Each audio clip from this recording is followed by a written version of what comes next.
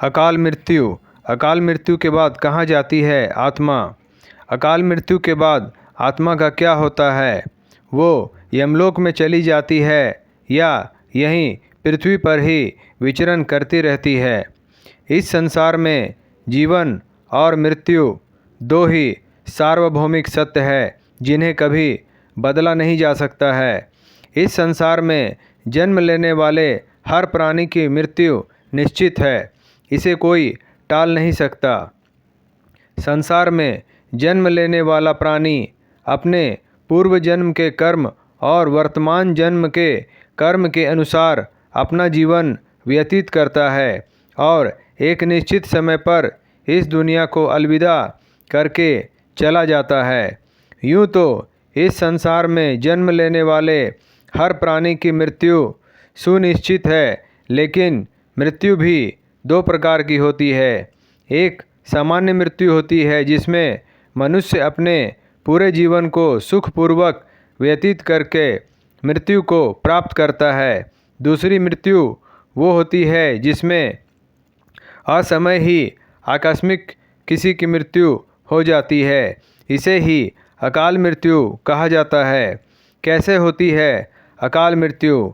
अकाल मृत्यु की कई वजह से हो सकती है।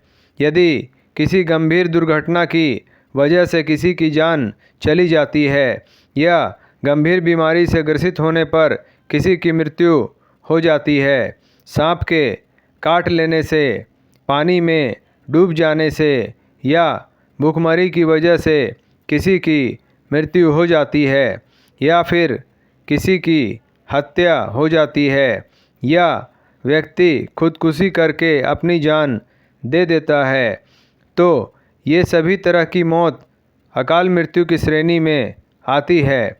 अकाल मृत्यु बहुत कष्टकारी होती है। हिंदुओं के पवित्र पुराण गरुड़ पुराण में जीवन एवं मृत्यु से जुड़े सभी पहलुओं पर चर्चा की गई है।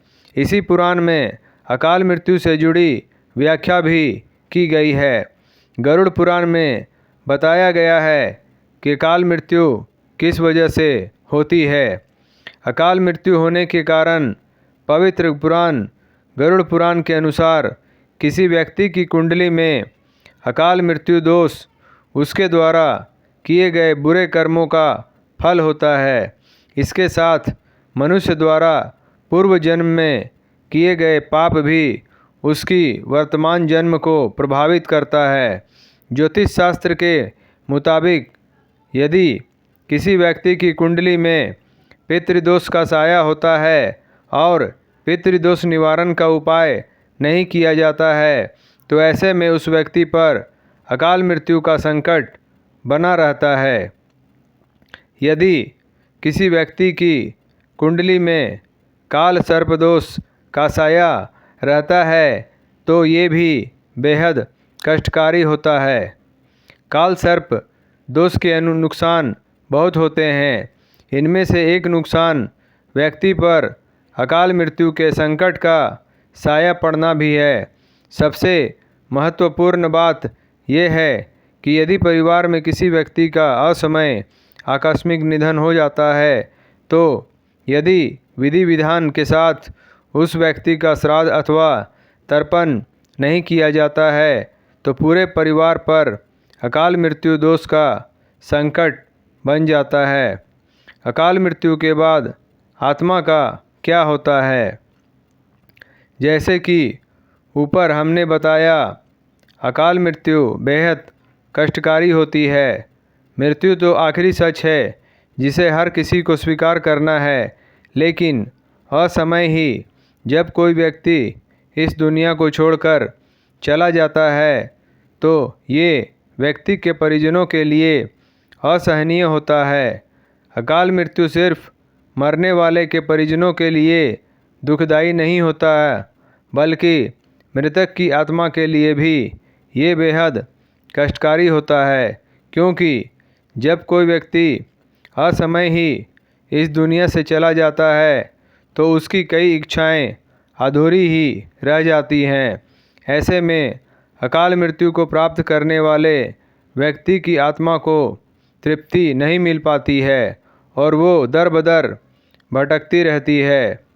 गरुड़ पुराण में इस बात की व्याख्या की गई है कि अकाल मृत्यु को प्राप्त करने वाले व्यक्ति की आत्मा कहाँ जाती है। गरुड़ पुराण के मुताबिक यदि कोई पुरुष अकाल मृत्यु को प्राप्त करता है तो उसकी आत्मा प्रेत योनि में प्रवेश करके अपने परिजनों के इर्द गिर्द भटकती रहती है। किसी विवाहित महिला की अकाल मृत्यु होने पर उसकी आत्मा अलग अलग योनियों में प्रवेश कर विचरण कर धरती पर ही विचरण करती रहती है। किसी कुंवारी कन्या की अकाल मृत्यु होने पर उसकी आत्मा देवी योनि में प्रवेश कर धरती पर ही भटकती रहती है। नोट: परिवार में किसी की अकाल मृत्यु होने पर घर के अन्य सदस्यों एवं आने वाली पीढ़ियों को इसके दुष्प्रभाव से बचाने के लिए किसी पंडित को बुलवाकर विधिपूर्वक शांति पाठ करवाना चाहिए ताकि मृतक की आत्मा को शांति मिले। दोस्तों, आपको हमारा वीडियो पसंद आया हो तो लाइक करें, शेयर करें, सब्सक्राइब करें और हमारी नई वीडियो के लिए बेल आइकॉन ज़रूर दबाएं। धन्यवाद।